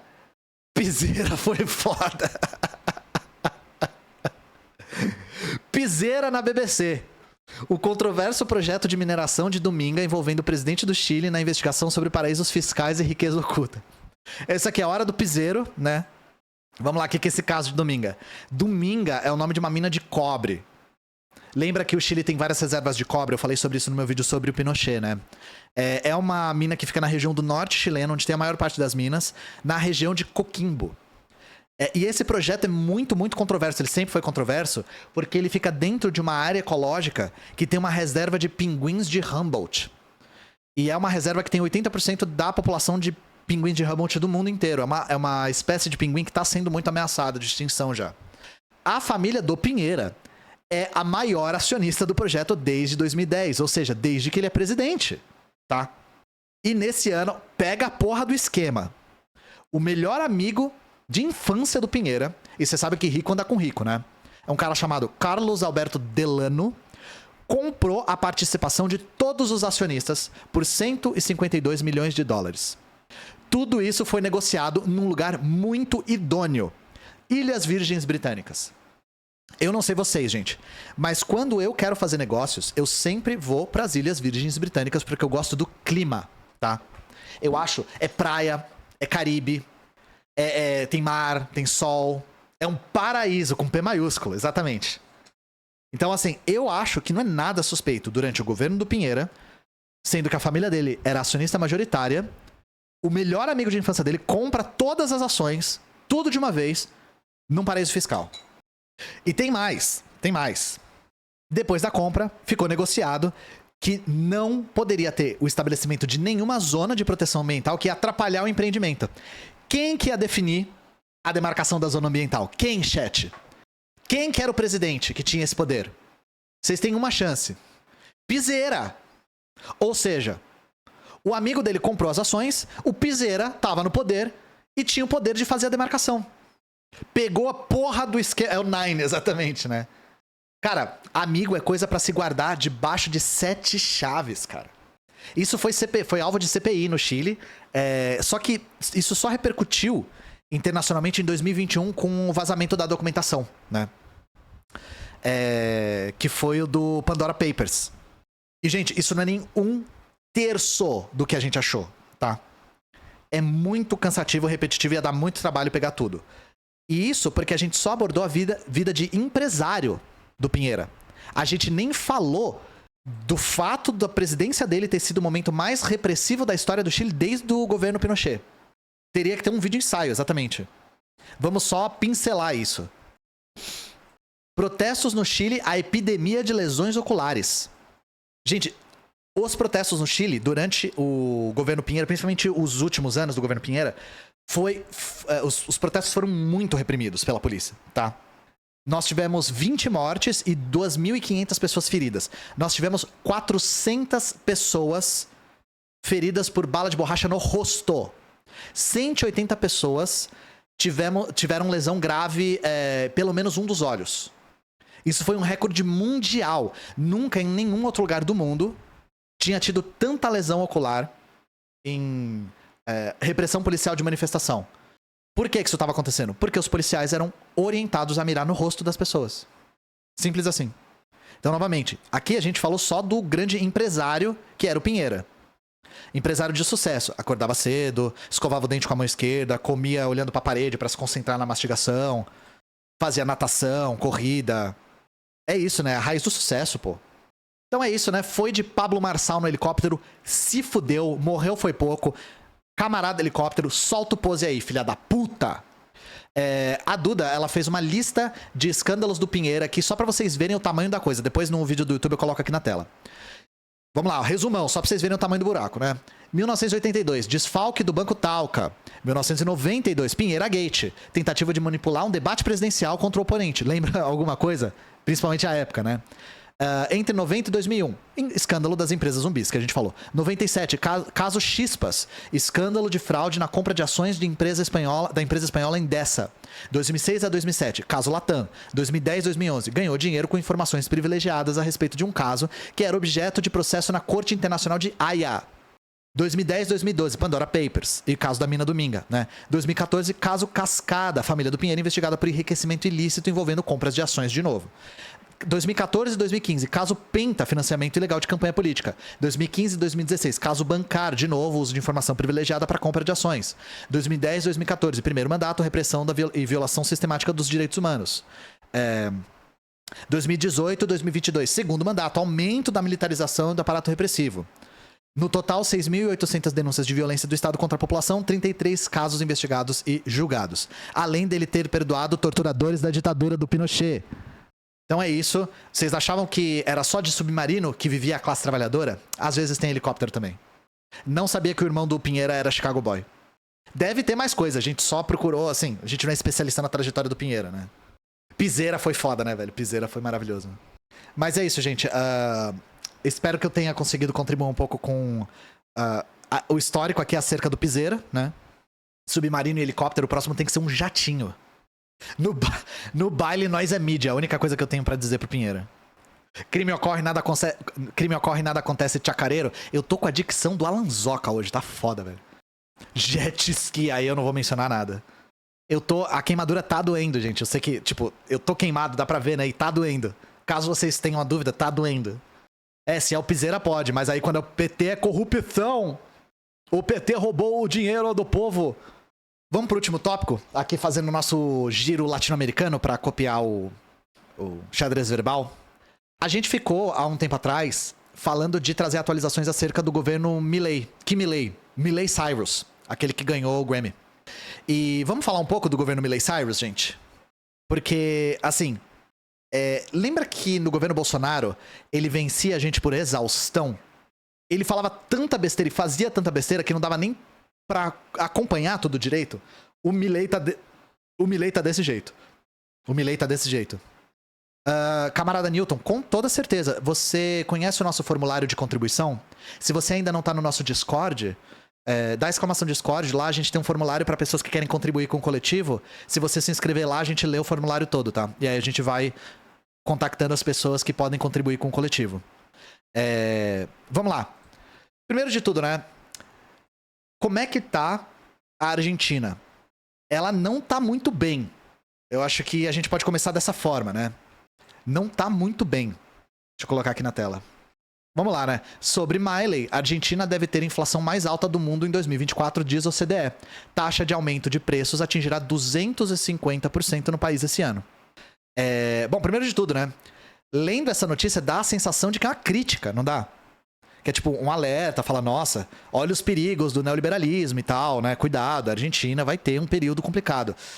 Então, vamos investigar. Primeiro de tudo, a OCDE tinha feito uma projeção ano passado, e a projeção era de 157% de inflação. Agora, no começo, eles já meteram 250%. Não sabemos se eles vão continuar aumentando, né? Como tá dizendo aí, maior inflação do mundo. Não vão achando que a OCDE é um organismo neutro, né? Se eles estão repercutindo isso, colocando esse dado à tona, tem um motivo, tá? E neutralidade vocês podem esperar do Sami News. Aqui não tem neutralidade, aqui a gente traz análise. Aqui a gente analisa, tá? Vamos lá, depois de trazer os dados absolutamente catastróficos, né? Abre aspas aqui pra matéria. Prevê-se que a alta inflação e o considerável ajuste fiscal provoquem uma queda do PIB da Argentina em 2024, antes que o crescimento se recupere em 2025, quando as reformas começarem a surtir efeito, fecha aspas. Abre aspas, as políticas macroeconômicas da Argentina estão seguindo um caminho positivo em direção à estabilização e à redução dos desequilíbrios acumulados, mas ao longo desse caminho as coisas estão piorando antes de melhorar, fecha aspas. Gente, ser liberal é muito fácil, cara. Ser liberal é muito fácil, velho. Se você mergulha o país numa puta crise, é só falar assim: peraí. Não surtiu efeito ainda. Confia, na volta a gente compra PIB. Donde está el PIB? Na volta a gente compra o PIB. Maravilhoso, né? Maravilhoso. E não é à toa que a gente lê essas coisas na mídia burguesa. Chefe do FMI diz confiar em Milei pragmático apesar de contratempos. Milei pragmático. El León. Viva la liberdade, carajo. O chefe do FMI confia. Fiquem tranquilos. Óbvio, gente. O FMI quer empurrar essa agenda neoliberal, ultraliberal, goela abaixo, em todos os países subdesenvolvidos do mundo. Então, pra eles, a única saída é falar: peraí, confia. Vai ficar bom depois. Quem disse que você precisa comer hoje? Não dá pra esperar até 2025? Você não consegue esperar até 2025 pra ter onde morar? Bom, e no meio disso tudo, vamos falar um pouco das políticas que a gente mencionou na primeira live, né? Lembram da Lei Ônibus? Então, a Lei Ônibus foi aprovada. E a Lei Ônibus é uma coisa um pouco complicada, gente. Milei vence primeira batalha legislativa e aprova texto base da Lei Ônibus na Câmara, desculpa. Foi aprovado com 144 votos a favor e 109 contra. E apesar de terem caído alguns artigos, algumas cláusulas dessa lei, ainda tem muita coisa estranha, né? É uma lei, caso vocês não saibam, é uma lei que visa reduzir a participação do Estado na economia, diminuir a garantia de serviços públicos, a garantia de direitos sociais, abrir espaço para iniciativa privada para absolutamente tudo, reduz direito trabalhista e aumenta a repressão policial às manifestações, tá? Além de, o mais bizarro de tudo, dá poderes extraordinários pro Milei, pro próprio presidente, né? É uma lei que, basicamente, coloca todas as bases para privatização de todas as empresas públicas da Argentina, tá bom? Foram aprovados só 200 artigos, mas muita coisa bizarra passou, né? E o foda é que, gente, o Milei não tem maioria na Câmara. Não tem maioria. Isso só foi aprovado por conta da chancela da direita, entre aspas, moderada. A direita moderada, sim, né? Rapidinho, abraça o fascismo, nem pensa duas vezes. E demorou 3 dias a votação, porque o pau tava torando na rua. Torando. A galera foi pra rua, a polícia desceu o cacete na galera e a lei demorou pra caramba pra ser aprovada. Tá? Lembrando que a ministra da Segurança Nacional é a Patrícia Bullrich. Quem é a Patrícia Bullrich? A oponente dele durante as eleições. Nada mais fascista do que um liberal assustado. Estado mínimo, o nome disso aqui é Estado mínimo. Só que aconteceu uma coisa estranha. O projeto foi aprovado e aí ele voltou. Voltou a estaca zero. É a primeira vez que isso acontece na história da Argentina. Um projeto é aprovado e depois ele volta. Então deem uma olhada aqui. E eu não tô enrolando vocês, tá? Eu tenho uma razão pra ter falado uma coisa nessa ordem. Em derrota pra Milei, pacote ultraliberal volta a estaca zero no Congresso na Argentina. Eu não vejo isso como uma derrota. Tá? O que aconteceu? O líder do governo na Câmara, que é o Oscar Zago, pediu para que o projeto voltasse ao estágio inicial. Por quê? Porque, segundo ele, os principais artigos do projeto foram derrubados. Ele quer tentar passar o projeto de novo. Ele quer tentar passar o projeto com mais artigos aprovados. E eu acho isso aqui muito perigoso. Muito perigoso. De verdade. Porque, primeiro, a direita, entre aspas, moderada, a direita que não é a que apoiou o Milei no primeiro turno, já demonstrou apoio à Lei Ônibus. Só que a boa notícia é que isso dá mais tempo para a mobilização popular. Isso dá mais tempo. Então talvez alguém possa ver isso como uma vitória. Eu acho isso aqui muito, muito perigoso. Mesmo. E aí, enquanto isso tudo tava rolando, a votação, o pau torando, a lei voltando, onde é que o Milei tava? Aqui eu vou mudar de assunto, tá? Fé e negócios. Qual é a relação entre o sionismo e o Javier Milei na Argentina? O Milei tava em Israel. No meio disso tudo, o Milei viajou para Israel. No meio do conflito. No meio do massacre. Conflito caralho. No meio do massacre contra a Palestina. Inclusive, só lembrando que a maior parte dos palestinos agora estão refugiados em Rafah. Rafah é a cidade com a maior densidade demográfica do planeta hoje, tá? E a IDF tá bombardeando Rafah. Agora. Só pra vocês saberem o que tá acontecendo, né? Primeiro de tudo, a Argentina é o país onde o sionismo tem mais força na América Latina. Principalmente porque o sionismo tem muita penetração nas universidades e nos meios de comunicação. Em 2021, quando Milei ganhou a eleição para deputado, ele foi acusado de nazista. Porque durante a vitória dele, tinha uns libertários carregando uns símbolos nazistas. E, lógico, gente, pra surpresa de absolutamente ninguém, que nem o Bolsonaro, tinha um monte de apoiador do Milei que era abertamente nazista. Abertamente, sabe? Porque, claro, libertário, nazista, os dois convergem em muita coisa. Tá aqui só uma matéria pra ilustrar, tá? O símbolo que eles colocam aqui é a bandeira de Gadsden, que é bem conhecida já. Só que eu só tô ilustrando. O Milei, ele tá tentando desfazer essa imagem. Então, pra desfazer, ele tá se aproximando bastante de representantes do sionismo. Então, ele primeiro se aproximou muito de um movimento chamado Betar. O Betar é um grupo sionista revisionista que é relacionado ao Likud. Caso vocês não lembrem, sionismo revisionista é a vertente do sionismo que é expansionista e militarista. É uma espécie de fascismo sionista, tá? Não existe fascismo, não existe sionismo que não seja colonial, mas é a ala mais extrema, a ala do Zev Jabotinsky, do sionismo, e esse movimento que o Milei é próximo é, digamos assim, o braço do Likud internacional, né? Outra coisa, o Milei se aproximou muito também de um rabino chamado Axel Wenisch, não sei como é que se pronuncia, né? E esse cara é embaixador argentino em Israel, para vocês verem a importância dele. Esse cara é membro do rabinato da comunidade marroquina judaica argentina, chamada ASILBA. Essa ASILBA é a expressão argentina de um movimento chamado Chabad Lubavitch. Esse movimento Chabad Lubavitch é o maior movimento sionista do mundo. Então, recapitulando, o cara é um membro de um representante argentino do maior movimento sionista do mundo, que é o Chabad Lubavitch, tá? E o Chabad Lubavitch é praticamente um grupo de pressão internacional para criar vínculos políticos e econômicos entre o sionismo e outras instituições mundo afora. Então, o Milei, ele tem um interesse econômico por trás disso. Por que ele tem um interesse econômico? Porque durante a campanha dele, ele foi financiado por um empresário chamado Eduardo Elstein,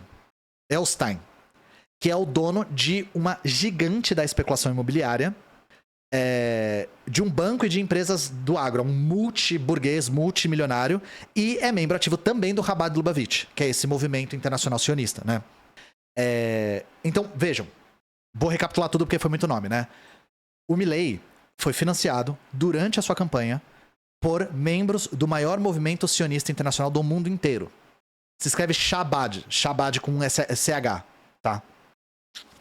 Então, assim, uma mão lava a outra. O Milei foi financiado e beneficiado economicamente por grupos de pressão sionistas e agora ele está recompensando esses sionistas. Beleza?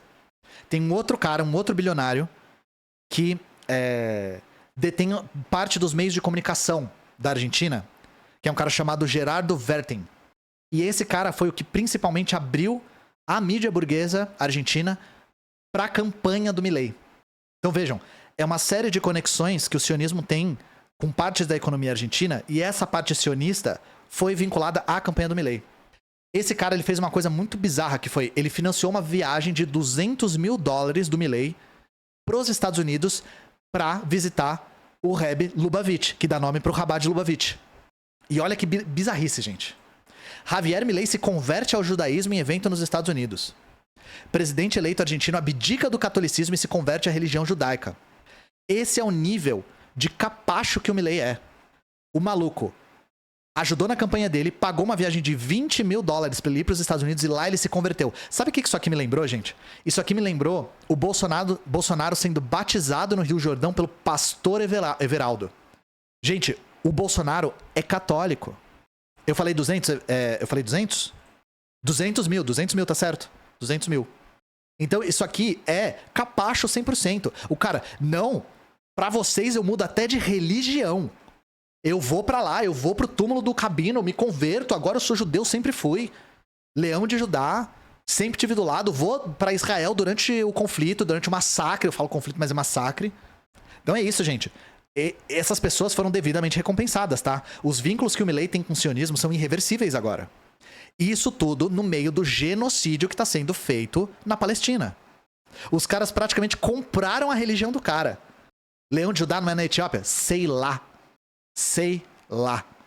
É que ele é o leão lá, o leão de 50 dedos lá da IA. Papo esquisito esse. Bom, eu achei muito previsível, inclusive é fantástico, comprou barato, é fantástico como a direita tem esses padrões que se repetem assim muito. Bolsonaro, tipo, não, eu quero que os evangélicos me apoiem. Eu quero que as igrejas evangélicas me apoiem. Eu vou lá, não, me converto, não, me batizo, não tem problema. Não tem problema. Visto camisa do Vasco, do Corinthians, do Flamengo, visto, não tem problema. Isso é o leão da Receita Federal e do Chamate também. Ah, teve isso também. O Milei encontrou com o Papa. E disse que o Papa é o maior argentino que já viveu. E isso fez com que muita gente da direita ficasse muito puta, na real. Porque eles falam que o Papa é o esquerdopapa. Ele não criticava o Papa? Muito, muito. Nossa, ele falou horrores desse Papa. Deixa eu ver se eu acho a foto aqui. Encontro privado, Milei leva alfajor a Papa e pede desculpa por chamá-lo de imbecil. O cara chegou pro Papa e falou assim: você sabe, né, Papa? Você sabe como é que é o fascismo, né? Eu tenho que criar um espantalho pra conseguir votos, mas depois que eu consigo poder, aí não dá, eu abraço a mão de qualquer um. Abraço a mão, aperto a mão de qualquer um. Você sabe, né, Papa? Pô, até parece que você nunca viu um fascista antes, pô. Você viveu a ditadura argentina, você sabe como é que funciona, né, papito? Papa, pelo amor de Deus, até parece que você não sabe como é que funciona as eleições na Argentina. Papito é papa em espanhol, né? É assim que fala, né? Papito é o supla. O Papa também, gado demais, né, de apertar a mão desse cara. Se eu não me engano, o Macri não visitou o Papa nenhuma vez, foi um negócio assim, né? É, bonito bronzeado, né? Eu tenho live sábado, eu espero que já passe essa vermelhidão aqui na cabeça. E o Papa, hein? Nem um pio. É assim que a gente vai saindo. É isso, gente. Recadinhos finais aí. Quadrinhos, bonezinho, loja soberana. Se vocês querem o boné gay, tem gay lá. A gente sabe que desde que o Lully ganhou, é obrigatório usar gênero neutro e ser gay. Obrigatório. Se vocês estão interessados em quadrinhos, nós temos na loja da Soberana também. Também eu estou fazendo uma parceria com a plataforma de cursos do ICL. Então, se vocês quiserem assinar a plataforma de cursos do ICL, que eu genuinamente recomendo, eu acho que eles têm muitos cursos bons, tem muitos cursos ponto, né? Se vocês entrarem pelo meu link, eu ganho uma porcentagem da venda. Então vocês unem o útil com o agradável, conseguem acesso aos cursos e apoiam o canal ao mesmo tempo, beleza? Deixa eu ver se o Humberto tá on, mas eu acho que ele já tá saindo nesse horário, ele costuma já tá saindo. Eu vou pro Felipe Leão, porque ele costuma tá entrando. Escreve o nome certo, né? Por favor, Sonic, onde vai o H em Felipe Leão? É isso, gente. A gente se vê no sábado. Essa semana vai ter a entrevista com o Hakim com a legenda já no canal. E essa semana eu vou começar a escrever o roteiro de Por que Odiamos Ronald Reagan. Então já vai ter ensaio. Beijo pra vocês e aproveitem aí a quarta-feira de cinzas, porque vocês pecaram que eu sei.